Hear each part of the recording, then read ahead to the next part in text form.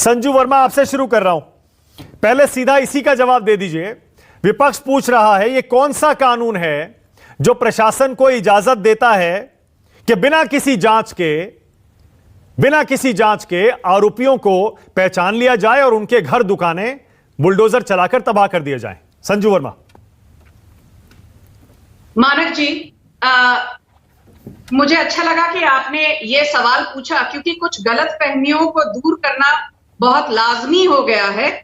पहली बात तो ये, prevention of damage to public property act 1984 का 1984 का स्पष्ट और साफ शब्दों में कहता है कि यदि आतंकी घटना हो, दंगा फसाद हो, भड़काऊ भाषणों के चलते या किसी हिंसा के चलते या कोई भी अराजकता और उपद्रवता के चलते पब्लिक प्रॉपर्टी को नुकसान पहुंचा है तो 5 साल की सजा होगी, जुर्माना भी भरा जाना चाहिए।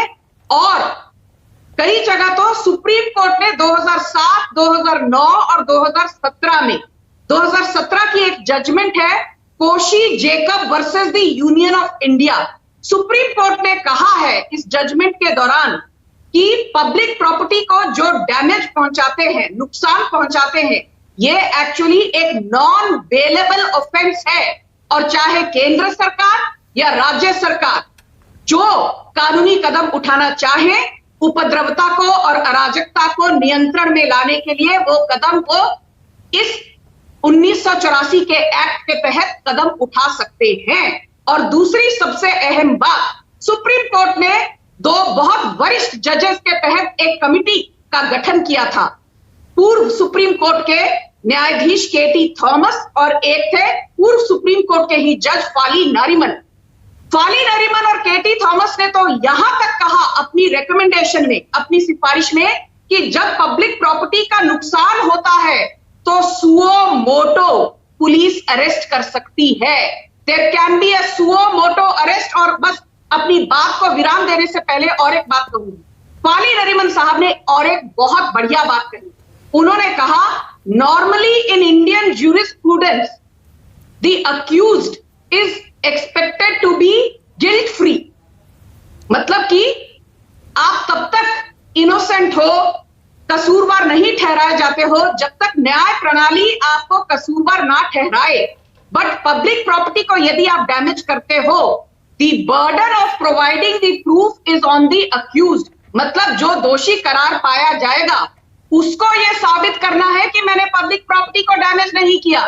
तो साफ शब्दों में भारत का कानून 1984 का prevention of damage to public property act, Fali Nariman के नेतृत्व में जो कमिटी का गठन हुआ, ये सब एक ही बात कहते हैं, जो मामा जी ने बुलडोजर चलाया है बहुत सही चलाया है। और आप यदि पब्लिक प्रॉपर्टी का नुकसान करोगे, आपको फूल माला से स्वागत तो नहीं किया जाएगा। ये बात ध्यान रखो। पहले तो योगी आदित्यनाथ करते थे, अभी मामा जी ने किया, अभी आगे चल के सबको करना चाहिए। क्योंकि ये जो गुंडाई तत्व हैं, दंगाई तत्व हैं, पहले तो अराजकता फैलाते हैं, फिर कहते हैं हम डर गए। भाई, मैं डरा हुआ मुसलमान हूं।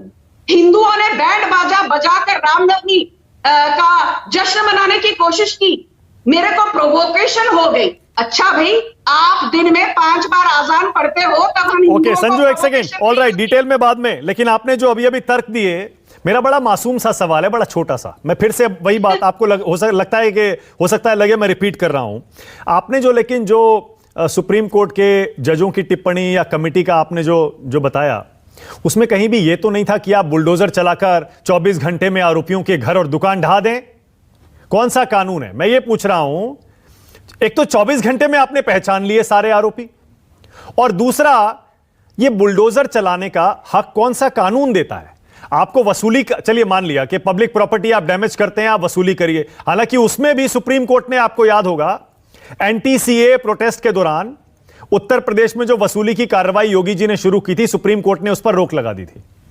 मैं कह रहा हूं चलिए वसूली भी करते आप, लेकिन ये दुकान और मकान ढाना कौन से कानून में लिखा है? कौन से जज ने कहा कि दुकान और मकान आप आरोपियों के ढा दीजिए? मानक जी, जब आपने कहा आपका एक मासूम सा सवाल है, मैं समझ गई आपका सवाल मेरे लिए बहुत ही टेढ़ा होगा। खैर, आपने एक बहुत ही सही और सटीक सवाल पूछा।